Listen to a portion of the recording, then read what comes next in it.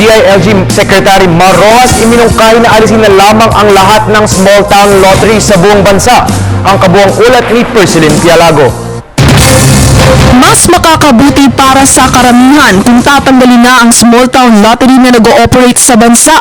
Ito ang iminungkahi ni Interior Secretary Mar Rojas. Anya, ang mga ganitong klase ng numbers game ay ginagawa lang front ng weteng. Paliwanag ni Rojas, kahit na anong numbers game ang ipalit sa small town lottery, paulit-ulit lang itong magiging front ng illegal na sugal, maging electronic man daw ito o manual, hanggat may umiikot at nangongolekta ng taya, mananatili itong problema. Kaya naman nanindigan ang kalihim na desidido ang DILG na sugpuin ang hindi matapos-tapos na operasyon ng weteng sa bansa.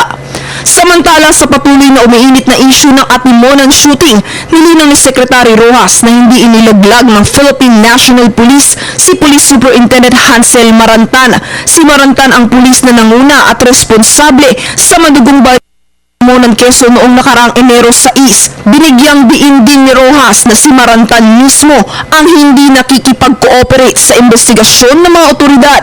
Ayaw din ni Marantan sumailalim sa fact-finding report ng National Bureau of Investigation.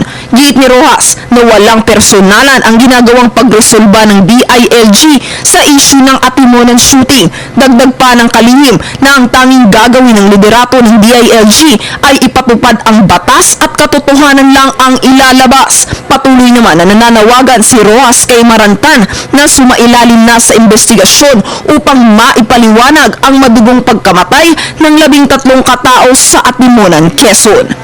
Para sa Telebisyon ng Bayan, Persilin Pialago.